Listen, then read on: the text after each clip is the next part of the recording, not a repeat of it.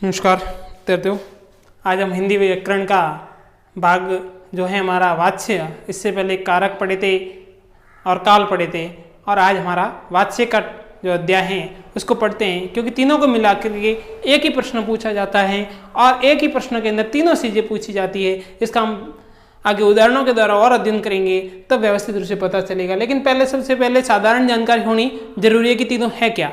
तो कारक और काल की हमने जानकारी कर ली थी। इसके बाद हम वाच्य पढ़ते हैं, जो क्या होता है देखते हैं।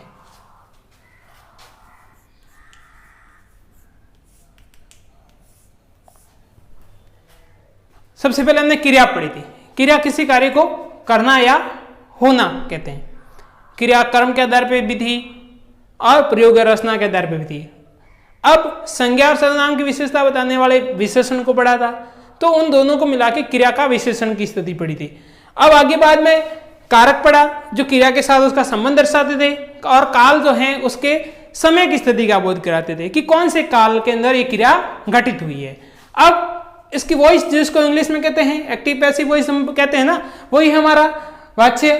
तो हमारे हिंदी के अंदर वाच्य तीन भागों में होते हैं, जिसमें कर्ता के रूप में भी होता है, कर्म के रूप में भी होता है, भाव के रूप में। जैसे संज्ञा के भी तीन भेद, व्यक्तिवाचक, जातिवाचक और भाववाचक।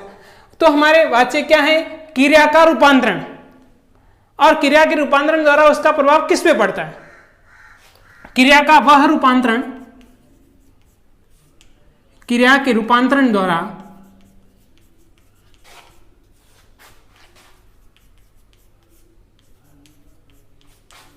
पता चलता है कि वाक्य में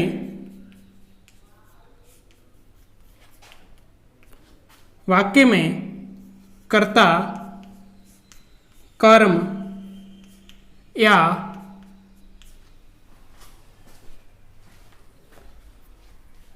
भाव की प्रधानता है।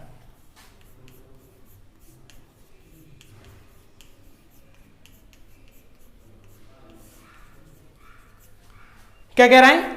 क्रिया के रूपांतरण द्वारा पता चलता है कि वाक्य में कर्ता, कर्म या भाव की प्रधानता है। किसकी प्रधानता है? कि वाक्य में कर्ता को ज्यादा महत्व दिया गया है, या कर्म को ज्यादा महत्व दिया गया है, या भाव को महत्व ज्यादा दिया है। साथ ही साथ ये भी पता हो लगता है कि उसमें जो बदलाव हो रहा है वो किसके आधार पर हो रहा है? कर्ता के जो लिंग, वचन और पुरुष हैं वो किसके आधार पर बदल रहे हैं? तो कर्म के अनुसार बदल रहे हैं, या कर्ता के अनुसार बदल रहे हैं, या भाव के अनुसार बदल रहे हैं। तो साथ ही साथ अर्थात तथा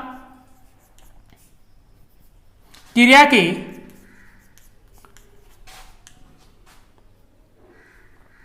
लिंग, वचन व पुरुष, क्रिया के लिंग, वचन व पुरुष किसके रूप में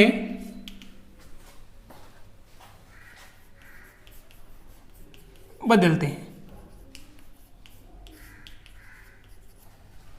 क्रिया के रूपांतरण द्वारा पता चलता है कि वाक्य में कर्ता, कर्म या भाव में से किसकी प्रधानता है, तथा क्रिया के लिंग, वचन और पुरुष जो हैं वो किसके अनुसार बदलते हैं? कर्ता के अनुसार बदलते हैं, या कर्म के अनुसार बदलते हैं, या भाव के अनुसार।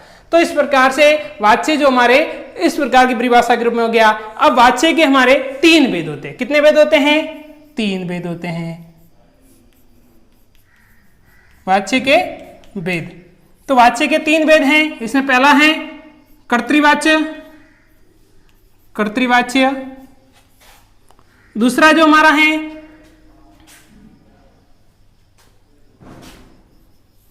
वो है कर्मवाच्य,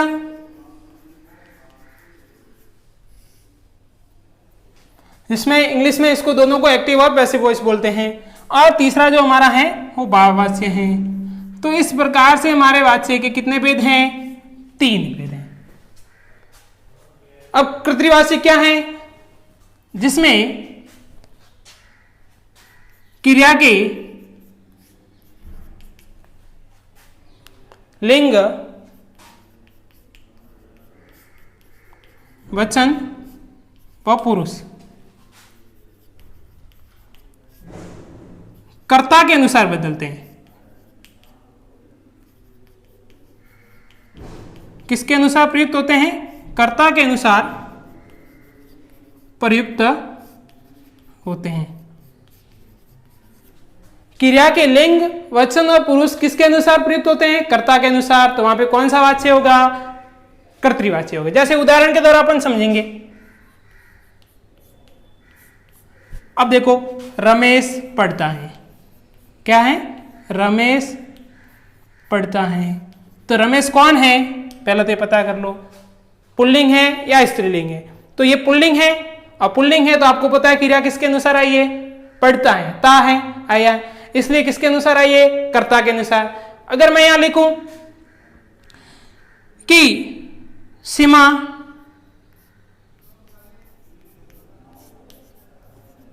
पढ़ती है, तो ये देखो स्त्रीलिंग होने से आपकी क्रिया भी क्या हो गई? बदल गई। इसी प्रकार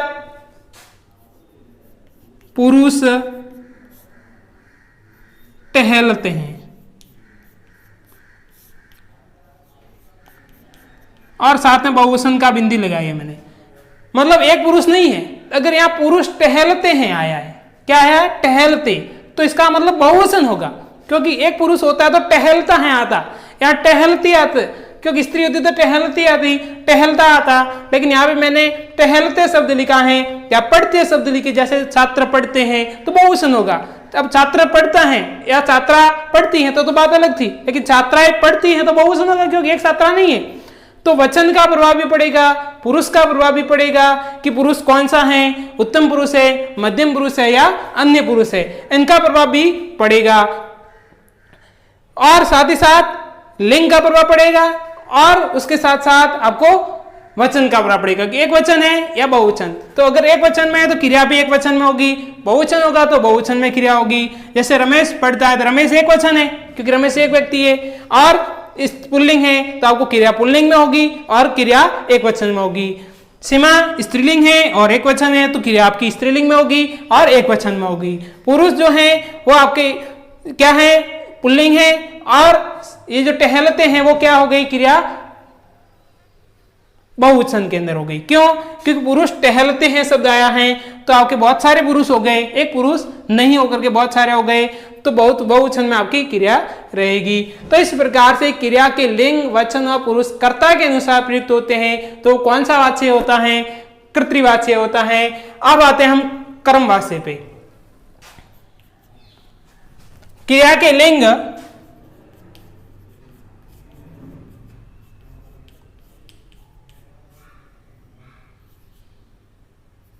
क्रिया के लिंग, वचन व पुरुष कर्म के अनुसार प्रयुक्त हो। किसके अनुसार? कर्म के अनुसार प्रयुक्त होते हैं। इसमें किसके अनुसार प्रयुक्त होते हैं? कर्ता के अनुसार। अब किसके अनुसार प्रयुक्त हो रहे हैं? कर्म के अनुसार। कर्म किसी कार्य का करना होता है, ये करने वाला है, ये करने वाला जो होता है उसका फल कौन भोगता है उसको कहते हैं। अब इसके उदाहरण भी देखते हैं। तो इसके उदाहरण जैसे देखेंगे, रमेश पुस्तक को पढ़ता है, रमेश पुस्तक को पढ़ता है। तो देखो यहां को शब्द का प्रयोग भी हुआ है कर्मवाच्य में, कर्मवाच्य के अंदर, क्योंकि कर्म कारक है।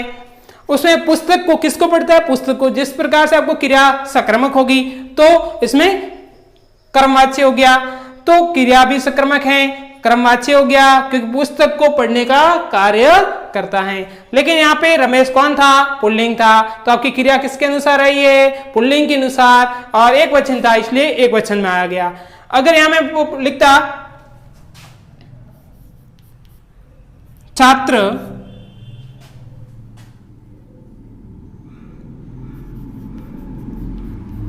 पुस्तक पढ़ते हैं। अब देखो छात्र पुस्तक पढ़ते हैं, और छात्र कितने सारे, देखो वहां सीधा ते शब्द आया तो आपको पता चल रहा है कि छात्र एक तो नहीं है, बहुवचन की स्थिति में हो रहा है। तो यहाँ क्रिया भी कौन से वचन में आएंगी? बहुवचन की स्थिति में आएगी। अगर यहाँ पे स्त्रीलिंग होगी तो स्त्रीलिंग की स्थिति में क्रिया आएगी। जैसे सीता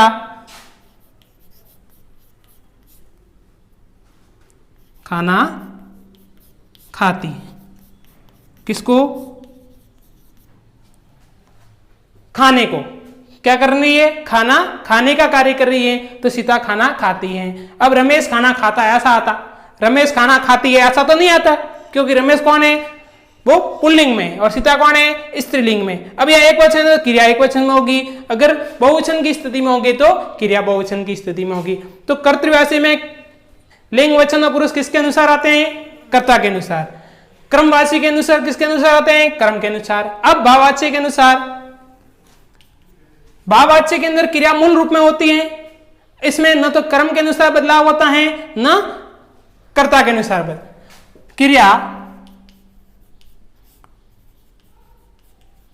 हमेशा मूल रूप में रहती है।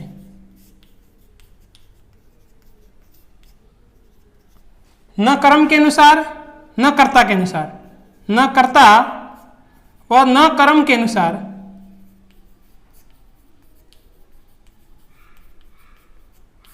बदलती है। न तो कर्म के अनुसार बदलती है न कर्ता के अनुसार क्रिया बदलती है, हमेशा उसके मूल रूप में रहती है। और इसकी क्रिया हमेशा जो रहती है वो एक वचन पुल्लिंग में रहती है। कौन से? पुल्लिंग के एक वचन में। क्रिया एक वचन पुल्लिंग में होती है। साथ ही साथ इसमें एक बात ध्यान रखने की है कि इसमें जो भाव रहता है वो असमर्थता का भाव होता है। कोई भी कार्य करने के लिए आप मना करोगे कि मेरे से कार्य नहीं हो सकता, मुझसे चला नहीं जा सकता, मुझसे पढ़ा नहीं जा सकता, मुझसे दौड़ा नहीं जा सकता, तो उसमें असमर्थता का भाव प्रकट होता है कि मेरे से कार्य अब नहीं हो। तो देखो कार्य नहीं करने का क्या हो रहा है? भाव प्रकट हो रहा है, मूल रूप में हो रही है, तो असमर्थता का भाव भी प्रकट होता है। या फिर मान लीजिए आपका कर्तव्य बोध होगा कि वहां आपको जाना ही जरूरी होगा, वो करना ही जरूरी होगा, तो वहां पे भी ऐसी स्थिति में भाववाचक क्रिया ये भाववाच्य की स्थिति में रहेगी। इसमें क्रिया हमेशा मूल रूप में रहती है, न कर्ता के अनुसार बदलती है न कर्म के अनुसार बदलती है, क्रिया हमेशा पुल्लिंग एक वचन में होती है। जैसे मुझसे पढ़ा नहीं जाता या मुझसे दौड़ा नहीं जा सकता या नहीं जाता, मुझसे पढ़ा नहीं जाता, मुझसे खाना खाया नहीं जाता, मुझसे बैठा नहीं जाता, रोगी से चला नहीं जाता। इस प्रकार से जिसमें असमर्थता का भाव हो या कर्तव्यबोध की स्थिति हो तो उसमें आपको भाववाच्य रहता है। तो वाच्य किससे कहते हैं? क्रिया का वह रूपांतरण जिसमें पता चलता है कि कर्ता की प्रधानता है या कर्म की प्रधानता है या भाव की प्रधानता है। साथ ही साथ उसके लिंग वचन और पुरुष किसके अनुसार बदले हैं, इन दोनों चीजों का पता चलता है। तो क्या होते हैं? वाच्य होते हैं। वाच्य के कितने भेद हैं? 3 भेद है। कितने भेद हैं? 3। कर्तृवाच्य जिसमें क्रिया के लिंग वचन और पुरुष किसके अनुसार बदलते हैं? कर्ता के अनुसार। और कर्मवाच्य जिसमें लिंग वचन और पुरुष किसके अनुसार? कर्म के अनुसार प्रयुक्त होते हैं। तो कर्मवाच्य जिसमें क्रिया हमेशा मूल रूप में रहती है, न कर्ता के अनुसार और न कर्म के अनुसार बदलती है, जिसमें असमर्थता का भाव भी प्रकट होता हो और क्रिया हमेशा एक वचन पुल्लिंग में होती है, उसमें हमेशा कौन सा वाच्य होता है? भाववाच्य। ये तो थी इसकी साधारण रूपरेखा। साथ ही साथ आपको आगे जो अगले वीडियो में पढ़ेंगे वो पढ़ेंगे एक वाच्य जैसे कर्तृवाच्य है उसका कर्मवाच्य में बदलाव और कर्मवाच्य से कर्तृवाच्य बदलाव, फिर भाववाच्य में बदलाव। इस प्रकार एक दूसरे से रूपांतरण करेंगे हम अगले वीडियो में।